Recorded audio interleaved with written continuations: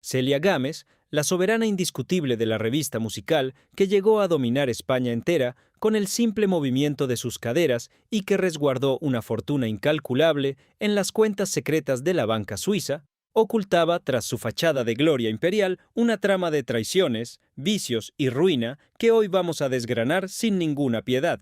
¿Cómo es posible que la mujer que disfrutó de una amistad íntima con el mismísimo monarca Alfonso XIII y que fue protegida por los generales más poderosos del régimen, terminara sus días en la humillante penumbra de un asilo de ancianos, compartiendo su espacio vital con desconocidos y sin una sola joya auténtica que lucir en sus manos?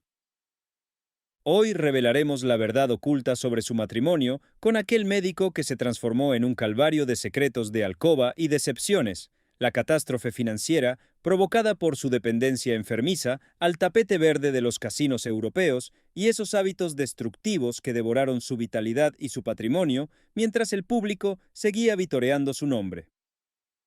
¿Qué sucedió realmente con los millones que supuestamente la aguardaban fuera del país y por qué sus supuestos amigos y aliados la abandonaron en el abismo del olvido justo cuando su luz comenzó a parpadear por última vez? Ella, que pasó de lucir abrigos de bisón y diamantes de valor histórico a depender de la caridad más absoluta, fue víctima de una ambición que no reconoció frontera alguna y de una soledad desgarradora que ni todos los aplausos del mundo pudieron mitigar. No se retiren ni un solo segundo de este programa, porque hoy descubrirán el precio real que pagó Celia Gámez por su reinado y el destino final de un imperio de oro que se convirtió en cenizas ante los ojos de una sociedad que primero la deificó y luego la borró del mapa para siempre. Para entender la magnitud de esta tragedia, debemos viajar en el tiempo y cruzar el inmenso océano hasta llegar a la Buenos Aires de principios del siglo XX. Imaginen por un momento una ciudad que intentaba desesperadamente ser la París de Sudamérica, con sus avenidas anchas, sus teatros de mármol y una aristocracia que medía su valor por la cantidad de tierras y ganado que poseía. En este escenario de apariencias y rigidez social, nació nuestra protagonista bajo un sol que prometía gloria, pero que escondía sombras alargadas. Su padre era un hombre que vivía para el qué dirán, un caballero que se paseaba por el Jockey Club con la barbilla en alto, ocultando bajo su traje de sastre impecable una realidad financiera que empezaba a resquebrajarse. La pequeña Celia creció observando cómo su madre mantenía una fachada de opulencia, ordenando a la servidumbre con una autoridad que ya no podía respaldar con monedas de oro. La psicología de una niña que ve a sus padres fingir una riqueza que se les escapa entre los dedos es fundamental para comprender su posterior obsesión con el dinero. Ella aprendió muy temprano que sin capital no eres nadie, que el respeto se compra y que la pobreza es una enfermedad que te vuelve invisible ante los ojos de la alta sociedad. El evento que fracturó para siempre su infancia y marcó el inicio de su endurecimiento emocional fue la fatídica noticia de que su padre había partido de este mundo de forma repentina. Imaginen el caos en aquel hogar de techos altos y pasillos oscuros cuando los acreedores, como buitres esperando el evento final, comenzaron a golpear la puerta principal antes de que el cuerpo del patriarca siquiera hubiera sido entregado a la tierra. La luz de la casa se apagó en más de un sentido. De la noche a la mañana, la familia Gámez descubrió que las cuentas bancarias estaban vacías y que las deudas superaban cualquier imaginación. Este trauma infantil, esta humillación de ver cómo se llevaban los muebles y las joyas de la madre, sembró en Celia una semilla de ambición feroz y un miedo paralizante a la carencia. No era solo tristeza por el viaje sin retorno de su progenitor, era la indignación de una princesa que se veía obligada a vestir ropas remendadas y a comer lo justo mientras sus antiguas amistades le daban la espalda. Fue en ese preciso momento, en medio de la desolación de una casa despojada de su brillo, cuando ella juró que jamás volvería a permitir que nadie le arrebatara su estatus, costara lo que costara. La desesperación suele ser el motor de las decisiones más arriesgadas, y para la joven Celia, la oportunidad de escapar de la miseria argentina llegó en forma de una carta desde el otro lado del Atlántico. Un familiar lejano le hablaba de una herencia millonaria en España, una fortuna que supuestamente la esperaba en la madre patria solo por el hecho de reclamarla. Era el año 1924, y la posibilidad de recuperar el brillo perdido nubló el juicio de su madre y de la propia joven. Con los últimos ahorros que pudieron rescatar del desastre, compraron pasajes de tercera clase en un barco de vapor que tardaría semanas en cruzar el océano. El viaje fue un calvario de mareos, olores fuertes y la incertidumbre de quien lo apuesta todo a una sola carta. Celia pasaba las noches en cubierta, mirando las estrellas y soñando con los palacios que, según ella, la esperaban en Madrid. No sabía que el destino le tenía preparada una broma pesada. Al llegar a la península, la realidad le dio una bofetada helada. La famosa herencia no era más que un montón de papeles burocráticos sin valor alguno, una ilusión óptica creada por la distancia y la mala fe de parientes que solo buscaban deshacerse de una responsabilidad. Imaginen la escena. Una joven extranjera, sola con su madre, en una ciudad desconocida como era el Madrid de los años 20, sin un solo céntimo en el bolsillo y con la maleta llena de vestidos que ya no estaban a la moda. El camino espinoso a la fama no comenzó en un gran teatro, sino en los vagones del tren y en los cafés más oscuros de la capital. La necesidad la empujó a usar su voz como única arma para no morir de hambre. Celia comenzó a cantar tangos por unas pocas monedas, soportando las miradas lascivas de hombres que no veían en ella a una artista, sino a una presa fácil. Los rechazos fueron humillantes. Los empresarios de variedades le cerraban las puertas en la cara, burlándose de su acento porteño y de su falta de experiencia en las tablas españolas. Tuvo que realizar trabajos extraños, desde coser lentejuelas para otras artistas hasta cantar en fiestas privadas donde era tratada poco menos que como parte del mobiliario. Estas noches de frío y estómagos vacíos en pensiones de mala muerte forjaron en ella un carácter de acero. Cada no que recibía era un ladrillo más en la fortaleza que estaba construyendo alrededor de su corazón. Ella sabía que poseía algo que las demás no tenían, un magnetismo animal y una voluntad inquebrantable, que tarde o temprano obligaría al mundo a arrodillarse ante ella. El golpe de suerte, o quizás la decisión oscura que cambió su destino para siempre, ocurrió en un vagón de tren rumbo a San Sebastián. Allí, entre el humo de los puros y el aroma de los perfumes caros de la primera clase, Celia se encontró frente a frente con un aristócrata con muchísima influencia en la corte. Los detalles de ese encuentro siempre fueron un secreto a voces en los mentideros de la villa, pero lo cierto es que ese hombre quedó prendado de la mirada desafiante de la argentina. No fue solo su voz lo que lo cautivó, fue esa mezcla de vulnerabilidad y ambición que Celia sabía manejar a la perfección. A partir de ese encuentro fortuito, las puertas que antes estaban selladas con 1000 candados comenzaron a abrirse como por arte de magia. Los mismos empresarios que antes la despreciaban ahora le ofrecían contratos con sumas que ella jamás había visto juntas. Pero entrar en el círculo de los elegidos no fue gratuito. Celia comprendió rápidamente que en el mundo del espectáculo de aquella época, una mujer necesitaba un padrino poderoso si quería sobrevivir a las fieras que habitaban detrás del telón. Y ella estaba dispuesta a jugar ese juego, aceptando los términos de una protección que la convertiría en la mujer más envidiada y, al mismo tiempo, más criticada de toda España. El debut oficial de Celia Gámez en un teatro de renombre fue un campo de batalla. Las divas consagradas de la revista madrileña no estaban dispuestas a ceder ni un milímetro de su territorio a una advenediza sudamericana. El ambiente en los camerinos era tóxico, cargado de envidias que rozaban lo criminal. Se cuenta que, minutos antes de su primera gran función, Celia encontró sus trajes de plumas destrozados, cortados con una precisión quirúrgica que solo alguien del oficio podría tener. En lugar de romper a llorar, ella salió al escenario con un vestido improvisado, pero con una furia en los ojos que dejó al público sin aliento. Esa noche nació el mito. Su interpretación fue tan visceral, tan cargada de una sensualidad que desafiaba la moral de la época, que los críticos no tuvieron más remedio que rendirse a sus pies. Pero el éxito trajo consigo enemigos aún más peligrosos. Comenzaron a circular panfletos anónimos que hablaban de sus supuestas relaciones cercanas con hombres casados de la política, buscando manchar su reputación para forzar su salida del país. Lo que sus detractores no sabían era que Celia ya no era la niña asustada de Buenos Aires. Ahora era una estratega que sabía que el escándalo, si se manejaba con inteligencia, era la mejor publicidad del mundo. Pero mantengan la respiración, queridos amigos, porque lo que viene a continuación es el capítulo que la historia oficial siempre intentó escribir con tinta invisible. Estamos a mediados de la década de los años 20, en una España que bailaba sobre un volcán de cambios políticos y Celia Gámez, nuestra Celia, ya no era solo una cara bonita en el cartel de un teatro de segunda. Su nombre empezó a susurrarse en los pasillos de mármol del Palacio Real. Sí, han oído bien.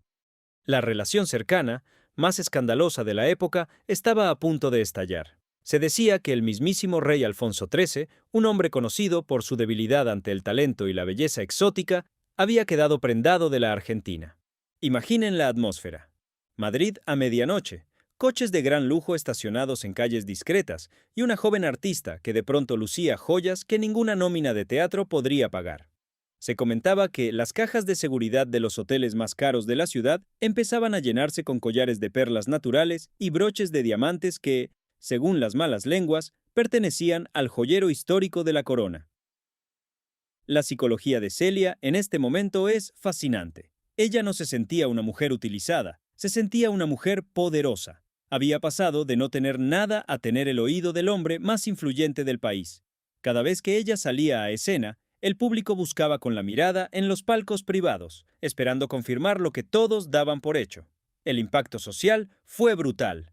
Las damas de la alta alcurnia la miraban con un desprecio teñido de un miedo cerval, mientras que el pueblo llano la adoraba por haber conquistado las cumbres del poder partiendo de la absoluta nada. Este vínculo con la realeza no solo le trajo joyas y prestigio, sino que le otorgó una armadura de impunidad que la convirtió en la dueña absoluta del género de la revista musical. Celia Gámez ya no pedía trabajo, ella dictaba las condiciones. Su psicología se transformó en la de una monarca absoluta de las tablas. Se cuenta que sus contratos eran documentos de 20 páginas donde se especificaba desde el tipo de seda de sus medias hasta el número de vatios que debían tener los focos que iluminaban su rostro. Se convirtió en una empresaria implacable. Si una corista destacaba un poco más de la cuenta, Celia se encargaba de que su luz se apagara profesionalmente antes del siguiente estreno. No aceptaba competencia. El escenario era su territorio sagrado, y ella era la única deidad permitida. Describe la moda de ese momento. Las plumas de avestruz traídas de África, los tocados que pesaban más de 5 kilos y que ella portaba con una elegancia que desafiaba la gravedad, y esos vestidos de lentejuelas cosidas a mano que hacían que, bajo los focos, ella pareciera una visión celestial. Pero detrás de esa imagen de perfección, el agotamiento empezaba a pasar factura. Para mantener ese ritmo frenético de 3 funciones diarias y cenas interminables con la aristocracia, Celia comenzó a depender de ciertas medicinas fuertes y sustancias que le proporcionaban una energía artificial. Eran los años locos, donde el champán corría como el agua y nadie pensaba en las consecuencias de sus excesos. Ella creía que la juventud y el éxito serían eternos, y fue en esa nube de omnipotencia donde tomó la decisión de empezar a desviar sus ganancias hacia lugares seguros, lejos de los ojos de la hacienda pública española. Y así llegamos al año 1931, un año que cambió el mapa de España y que puso a prueba la capacidad de supervivencia de nuestra protagonista. Con la partida hacia el exilio del rey, Celia perdió a su protector principal. Muchos pensaron que su carrera llegaría al final de sus días junto con la monarquía, pero subestimaron la astucia de la Gámez. En lugar de hundirse, ella se reinventó. Fue el momento en que nació la verdadera leyenda comercial. Analicen la jugada maestra. Ella sabía que el pueblo necesitaba distracción más que nunca. Fue entonces cuando estrenó Las Leandras. No era solo una obra de teatro, era un fenómeno sociológico. Canciones como Pichi o Los Nardos se convirtieron en himnos que traspasaron las paredes del teatro para cantarse en cada esquina, en cada verbena. La imagen de Celia, vestida de chulapa pero con un toque de sofisticación parisina, unificó a un país que empezaba a dividirse. Pero, ¿qué pasaba realmente en su interior? La soledad en la cima es gélida. A pesar de los aplausos atronadores, Celia sentía que todos los que se acercaban a ella lo hacían buscando una tajada de su fortuna o un favor de su influencia. Empezó a desarrollar una paranoia económica. Se dice que en este periodo abrió sus primeras cuentas en la banca suiza, aprovechando sus giras internacionales para sacar maletas llenas de billetes de banco. No confiaba en la estabilidad de la República ni en los bancos españoles. Su miedo a volver a la pobreza de su infancia en Buenos Aires la empujaba a acumular de forma casi patológica. Cada moneda guardada fuera de España era para ella un seguro de vida contra el destino. La tensión social en España crecía por momentos, y Celia, con su instinto de animal herido, presentía que el conflicto era inevitable. Mientras la mayoría de los artistas se posicionaban políticamente, ella jugaba a dos bandas, manteniendo una ambigüedad calculada que le permitía cenar con líderes de todas las ideologías. Sin embargo, cuando el ruido de los enfrentamientos se volvió insoportable, su decisión fue clara: la supervivencia personal por encima de cualquier otra cosa. El estallido de la contienda civil la encontró en Madrid, y la descripción de esos días es aterradora. Los teatros cerraron sus puertas, el lujo fue reemplazado por las cartillas de racionamiento y el glamour fue enterrado bajo el polvo de los escombros. Celia Gámez, la mujer que poseía millones, se vio atrapada en una ciudad que ya no la reconocía como reina. Se cuenta que pasó noches de angustia escondida en sótanos, temiendo que su pasado vínculo con la corona la convirtiera en objetivo de una tragedia provocada por los más radicales. Fue entonces cuando orquestó su huida. Utilizando sus últimos contactos en las embajadas, logró un salvoconducto para partir de este mundo europeo que se desmoronaba y regresar a su Argentina natal. Pero no se fue con las manos vacías. Se dice que sus abrigos de piel escondían costuras secretas donde viajaban los diamantes más valiosos de su colección. El viaje de regreso fue un viaje de sombras. Ella ya no era la joven que buscaba una herencia, sino una mujer derrotada que huía para salvar lo que quedaba de su imperio personal. El exilio en Argentina fue un periodo de amargura y redescubrimiento. En Buenos Aires, Celia se encontró con que ya no era la misma. La ciudad había cambiado y ella era vista como una extranjera, una española de adopción que hablaba con un acento mezclado y que traía aires de grandeza que chocaban con la realidad local. Su psicología se volvió aún más hermética. Se dice que en este tiempo su relación con las sustancias prohibidas se intensificó para paliar la depresión de haber perdido su trono. Pero incluso en la distancia, ella seguía moviendo los hilos. No dejó de escribir cartas a sus amigos influyentes que se habían quedado en la península, esperando el momento exacto para el regreso triunfal. Sabía que, una vez que el humo de la guerra se disipara, los vencedores necesitarían una musa que les devolviera la sonrisa. Y ella estaba dispuesta a hacer esa musa, sin importar el color de la bandera que ondeara sobre el palacio. El impacto social de su regreso a Argentina fue agridulce. Mientras la prensa la trataba como una estrella internacional, ella se sentía una paria en su propia tierra. Fue en este limbo emocional donde su obsesión por el juego de azar, por el tapete verde, empezó a devorar sus nervios. Los casinos de Mar del Plata fueron testigos de cómo Celia apostaba sumas que habrían alimentado a familias enteras por un año, buscando en la adrenalina del azar la emoción que ya no encontraba en la vida cotidiana. Pero no se retiren de sus asientos, porque ahora entramos en el terreno más pantanoso y fascinante de esta historia. Imaginen el Madrid de 1939, una ciudad que aún olía a pólvora, con las fachadas de los edificios marcadas por las cicatrices del conflicto y un silencio sepulcral que solo se rompía por el paso de los desfiles militares. En este escenario de grises y penurias, donde el pan era un tesoro y la alegría un artículo de lujo, se produjo el regreso más polémico de la década. Celia Gámez volvía a España, pero no regresaba como una artista cualquiera. Volvía con una misión clara: recuperar su trono absoluto. Su psicología en este momento era la de una superviviente nata que ha comprendido que, para reinar, hay que bailar al son que toque la orquesta del poder. Se dice que su entrada en la capital fue digna de una emperatriz romana, escoltada por aquellos que ahora ostentaban el mando. El impacto social fue inmediato y divisivo. Mientras unos la veían como un símbolo de la continuidad y el brillo perdido, otros no podían olvidar sus antiguas alianzas. Pero Celia tenía un as bajo la manga, una canción que se convertiría en su pasaporte a la impunidad total. Ya hemos pasado. Aquel himno que celebraba la victoria de unos sobre otros salió de su garganta con una fuerza que helaba la sangre. Al cantarlo, ella no solo interpretaba una melodía, estaba sellando un pacto de sangre con el nuevo régimen que le garantizaría ser intocable durante las próximas 2 décadas. La transformación de Celia en la musa indiscutible de la posguerra es un análisis psicológico de la ambición en su estado más puro. Ella entendió que en esa nueva España de rigidez moral y uniformes, el espectáculo debía ser más grandioso que nunca para que la gente olvidara las cartillas de racionamiento. Sus producciones en el Teatro de la Latina se volvieron delirantes. Describe la moda de aquellos años 40.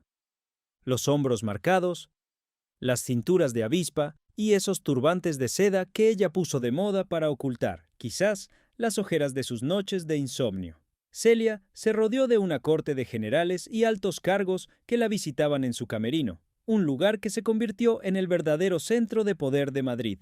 Allí, entre vapores de perfumes franceses caros y ramos de flores que inundaban la estancia, se tomaban decisiones que afectaban al destino del país.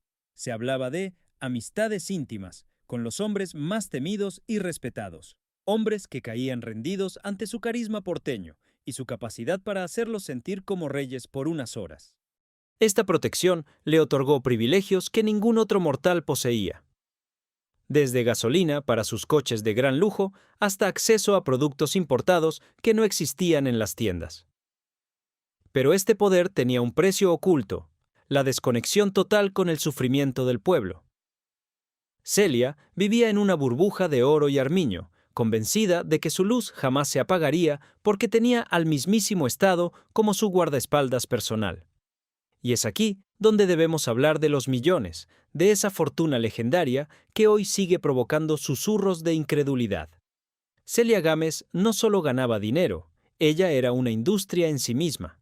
Sus ingresos por función eran astronómicos, superando con creces lo que cualquier ministro podía soñar en toda su vida. Pero su miedo atávico a la escasez, ese trauma que arrastraba desde la partida de su padre en Buenos Aires, la empujaba a una acumulación casi compulsiva. Empezó la época de las maletas con doble fondo.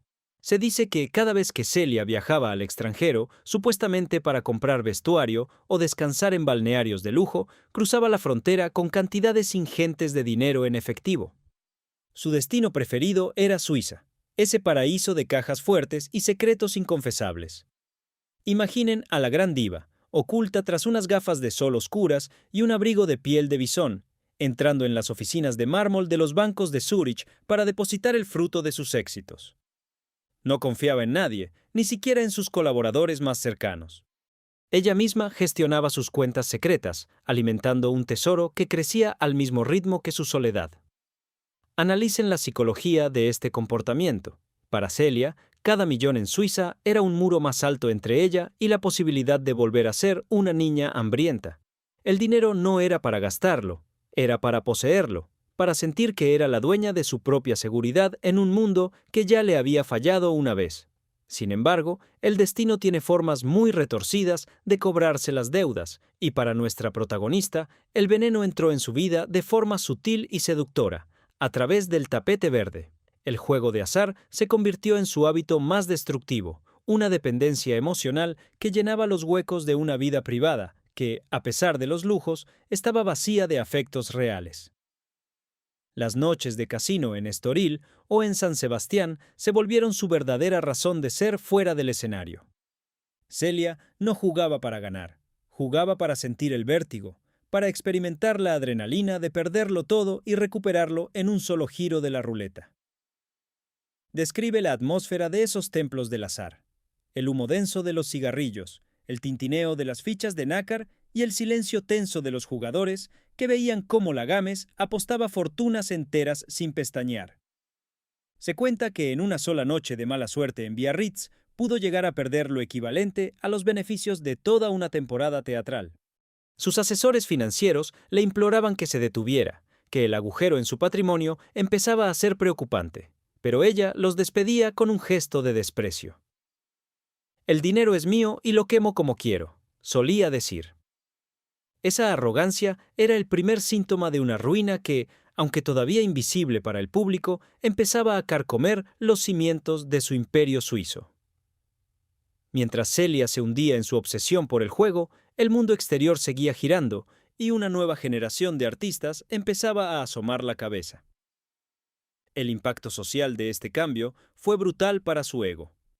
De repente, las revistas de espectáculos empezaban a dedicar portadas a mujeres más jóvenes, con estilos más frescos y voces que ya no necesitaban de himnos políticos para triunfar. La rivalidad con otras estrellas de la época se volvió legendaria y cargada de una toxicidad que ella misma alimentaba.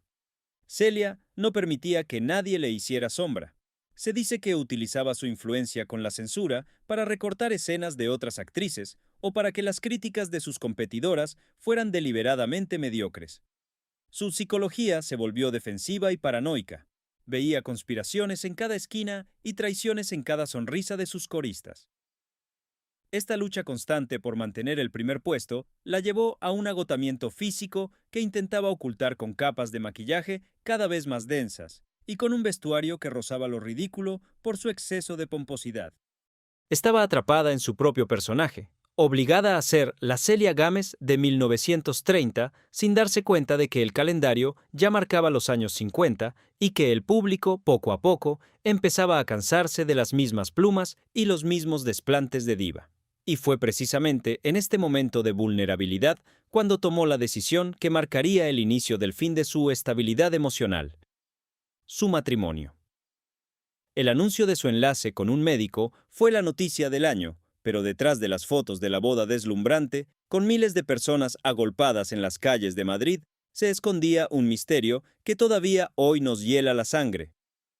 ¿Fue un matrimonio por amor o fue la última gran representación de su carrera para acallar los rumores sobre su vida galante y sus amistades íntimas prohibidas? Se decía que el contrato matrimonial incluía cláusulas de confidencialidad que hoy nos parecerían escandalosas.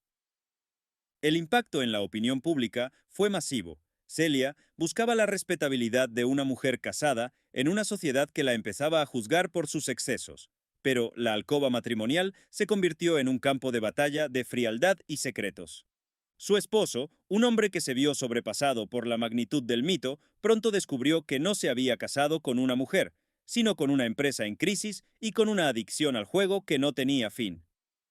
Queridos amigos, no se muevan de sus asientos, porque la tragedia está a punto de alcanzar su punto álgido. En la próxima entrega, descubriremos cómo Celia Gámez intentó financiar su último gran sueño con el dinero de las cuentas suizas y cómo ese movimiento fue el que finalmente abrió las puertas del abismo. Veremos el momento exacto en que sus protectores poderosos le dieron la espalda y cómo la mujer que tenía 1 millón de amigos se encontró sola frente a las deudas y el olvido. Pero no se despeguen de la pantalla, porque lo que estamos a punto de relatar es el momento exacto en que los cimientos de ese palacio de cristal empezaron a resquebrajarse bajo el peso de una realidad que Celia se negaba a aceptar. Estamos entrando en la década de los años 60, una época de cambios vertiginosos que España respiraba con ansia. Mientras el mundo vibraba con los nuevos ritmos, con las faldas que se acortaban y las melenas que se alborotaban, Celia Gámez permanecía anclada en un ideal de espectáculo que empezaba a oler a naftalina y a recuerdos lejanos. Su psicología en este periodo es la de una mujer en negación absoluta. Ella se miraba al espejo y, bajo las densas capas de polvos de arroz y el carmín intenso, seguía viendo a la joven que enamoró a un rey. Pero el público ya no era el mismo. La aparición de la televisión en los hogares españoles fue el primer golpe de gracia. De repente, la gente no necesitaba ir al teatro para ver estrellas, las tenían en el salón de su casa. El impacto social fue devastador para la revista musical.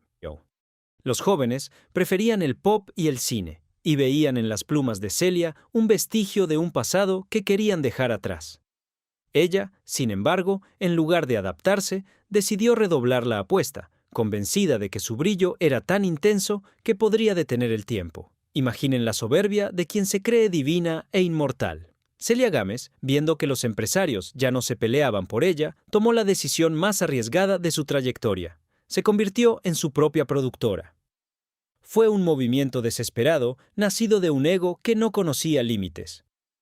Utilizó gran parte de ese capital que descansaba en las cuentas secretas de Suiza para financiar montajes que eran auténticos delirios de grandeza. Describe la moda de esas últimas producciones. decorados que costaban millones de pesetas, trajes con miles de cristales de roca auténticos y un despliegue de luces que habría envidiado la misma Broadway. Pero el análisis psicológico de este acto nos revela algo mucho más oscuro. Celia estaba comprando su propia relevancia. Pagaba sueldos astronómicos a directores y músicos para que le dijeran que seguía siendo la mejor, rodeándose de un séquito de aduladores que mientras hubiera dinero le juraban lealtad eterna. Pero las butacas empezaron a quedarse vacías. Noche tras noche, Celia salía a escena para encontrarse con el eco de un teatro a medio llenar. La humillación de ver filas enteras sin público fue un veneno que empezó a afectar su salud física y mental.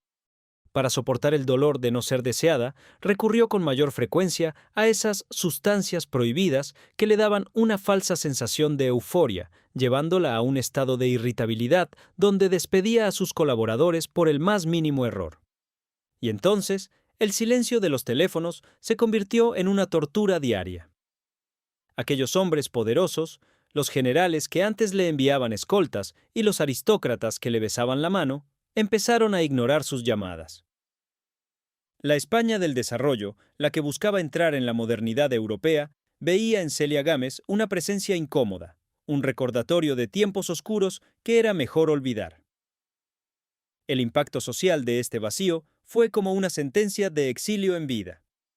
Celia ya no era invitada a las grandes recepciones ni a las cenas de gala en los palacios. Se encontró sola en su gran piso de Madrid, rodeada de muebles de época y recuerdos de una gloria que se le escapaba entre los dedos. Su situación financiera entró en una espiral catastrófica. Las deudas de juego, que nunca habían dejado de crecer, se sumaron a las pérdidas monumentales de sus últimas producciones. Los acreedores, que antes esperaban pacientemente por respeto a sus conexiones políticas, empezaron a perder la compostura. Las cartas de los bancos, escritas en un lenguaje frío y amenazante, se acumulaban sobre su tocador de plata. Ella, en un último arranque de orgullo, intentó buscar ayuda en los paraísos fiscales, pero descubrió con horror que el flujo de dinero ya no era suficiente para cubrir el agujero negro que era su estilo de vida. Fue en este punto de desesperación total cuando comenzó el despojo más doloroso de su existencia: la venta de sus tesoros personales. Imaginen a la gran Celia Gámez, la mujer que poseía la colección de joyas más impresionante de la farándula, entrando de incógnito en las joyerías más prestigiosas de la calle Serrano. Pero ya no entraba para comprar, sino para vender. Pieza por pieza, sus collares de esmeraldas, sus broches de rubíes y aquellas perlas que se decía habían pertenecido a la realeza, empezaron a desaparecer. El análisis de esta etapa nos muestra a una mujer que se iba quedando desnuda frente al mundo. Vendía su pasado para pagar un presente que no le ofrecía ninguna salida. Se cuenta que lloraba amargamente cada vez que entregaba uno de sus diamantes, sintiendo que con cada piedra preciosa que perdía, se iba también un trozo de su alma y de su identidad como estrella. El impacto en su círculo íntimo fue de una hipocresía absoluta. Sus supuestos amigos, al ver que las joyas desaparecían y que los lujos se acababan, se alejaron de ella como si la pobreza fuera una enfermedad contagiosa. Se quedó sola con su esposo, en un matrimonio que ya era solo una cáscara vacía, unidos únicamente por la miseria compartida y el reproche constante. Pero lo peor estaba por venir. El fisco español, que durante décadas había cerrado los ojos ante sus manejos financieros gracias a sus relaciones cercanas con el poder, comenzó a estrechar el cerco.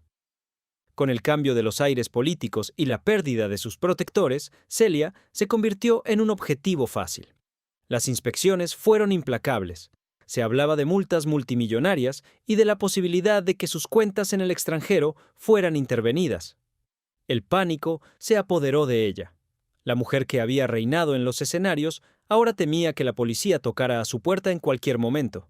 Esta presión psicológica la llevó a tomar la decisión de huir nuevamente, pero esta vez no era una huida triunfal hacia el exilio, sino una fuga desesperada hacia el olvido. Decidió que era momento de partir de este mundo europeo que tanto le había dado y que ahora la escupía sin piedad. El viaje de regreso a Argentina en 1984 fue una sombra de lo que fue su llegada años atrás. No hubo prensa esperándola, no hubo alfombras rojas. Llegó a Buenos Aires como una desconocida, una anciana que arrastraba maletas llenas de deudas y de un orgullo herido que ya no podía sostener. La realidad que encontró en su tierra natal fue el golpe final. Buenos Aires, la ciudad que ella despreció cuando estaba en la cima, ahora la recibía con una indiferencia gélida.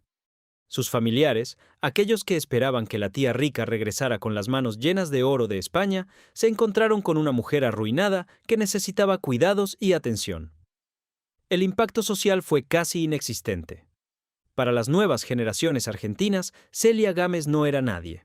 Se instaló en un modesto apartamento, lejos del lujo de la avenida Alvear, intentando mantener una dignidad que ya no tenía sustento económico. Su mente, quizás como un mecanismo de defensa ante tanto dolor, empezó a fracturarse. Comenzó a vivir en un pasado permanente, donde todavía era la reina de la revista, donde todavía tenía millones en Suiza y donde el rey todavía la esperaba en el palco. Sus demonios personales, alimentados por años de excesos y soledad, terminaron por confinarla a un espacio donde ya no podía valerse por sí misma. Así, la mujer que poseyó palacios y fortunas incalculables terminó cruzando el umbral de un hogar de reposo, un asilo donde se convirtió en un número más, en una sombra que deambulaba por los pasillos contando historias de diamantes y aplausos que nadie creía. Queridos espectadores, hemos llegado al final de este viaje por las luces y las sombras de una leyenda. Pero antes de cerrar este capítulo, debemos preguntarnos: ¿dónde quedó realmente todo ese dinero? ¿Qué pasó con las cuentas en Suiza que nunca fueron reclamadas? ¿Fue Celia Gámez una víctima de su tiempo o la arquitecta de su propia destrucción? La historia de su decadencia en aquel asilo, donde pasaba las tardes mirando una vieja maleta vacía, es el recordatorio más cruel de que la gloria es un suspiro y el poder una ilusión que se desvanece con el primer rayo de realidad. Esta ha sido la historia de Celia Gámez, una vida de millones, de escándalos y de un final que nadie hubiera podido predecir. Gracias por acompañarnos en esta investigación profunda y desgarradora.